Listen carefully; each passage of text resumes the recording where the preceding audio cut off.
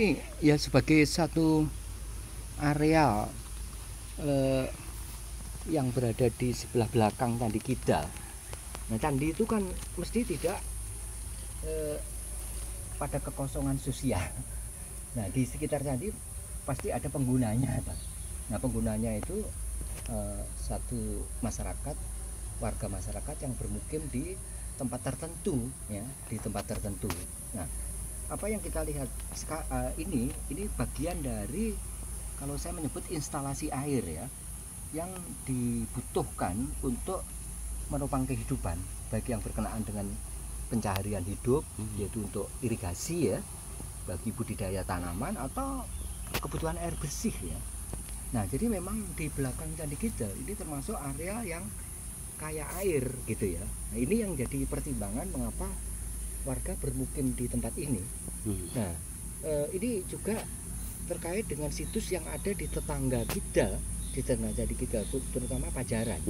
Nah, oleh karena itu Pajaran Kidal ini adalah satu ekosistem sosial, ekosistem budaya, ekosistem lingkungan bisnis alamiah, gitu ya, yang berrelasi antara satu dengan yang lain. Nah, ini yang data ini penting, ya, untuk mengungkapkan tentang candi dan lingkungannya, lingkungan sosialnya, lingkungan budaya, lingkungan bisnis alamiah.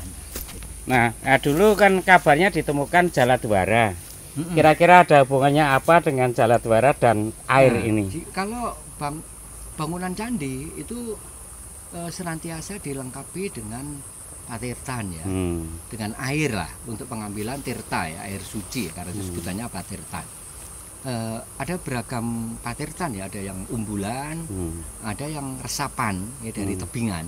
Nampaknya yang di area Kidal ini air itu di tebingan, ya, akhirnya jadi pancuran, ya. Nah, menjadi pancuran. Jadi ini yang lebih tepat untuk kita sebut pancuran, karena kata pancuran itu lama. Di Prasasti Cunggrang itu ada pancuran Ipawida. Nah, ini Jaladwara itu dipasang sebagai pancuran air, ya, sesuai dengan arti Jaladwara itu kan pancuran air, ya, tempat air itu memancur, gitu ya. Nah, saya masih menjumpai Jaladwara yang dulu disimpan di dalam, ya, kayak tempat penyimpanan temuan lepas, ya, yang menurut informasi muasalnya dari patirtan ini. Nah, dan ini sangat bisa dipahami karena bangunan candi itu tidak terlalu jauh, ya, dari patirtan, ya. Ini kan tidak terlalu jauh, paling sekitar 100-an meter lah. Ya, kalau tarik lurus 100-an meter. Nah, Jaladwara itu apakah, karena saya belum tahu persis bagaimana visualnya, apakah ada kaitannya dengan apa itu simbolisasi laki-laki atau perempuan? Kalau bentuknya sih makara, ya. Makara itu kan gajah mina, ya. Gitu. Ya. Jadi baik gajah ataupun ikan itu kan berhubungan dengan air. Gitu. Hubungan mina dengan air jelas.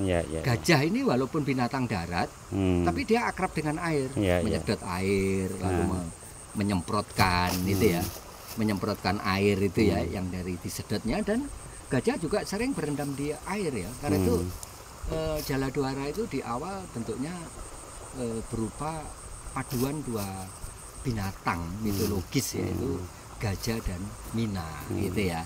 Nah, ini jadi Jaladwara itu acap memang berbentuk makara, ya, yang berupa gajah mina, gitu. Nah, karena ada Jaladwara di titik utama sumber air, prediksi, ya, katakan prediksi, ini dulu difungsikan untuk apa ini? Pengambilan tirta, pengambilan air suci. Air suci. Jadi ya, kalau hanya untuk keperluan sehari-hari, ya, itu tidak harus pancurannya dibentuk dalam bentuk binatang mitologis.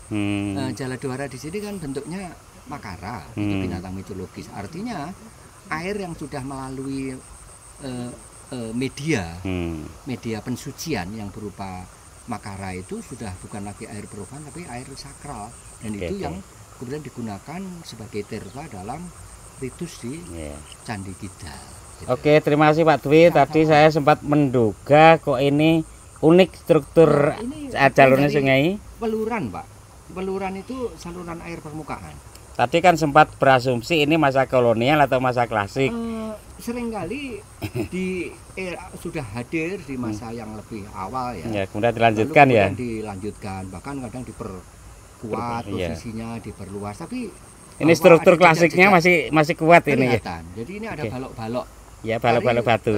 Bukan batu andesit, ini lebih batu padas sih gitu. Batu padas. Untuk menguatkan sebagai dinding kanan kiri saluran air permukaan atau welur. Siap. Weluran. Terima kasih.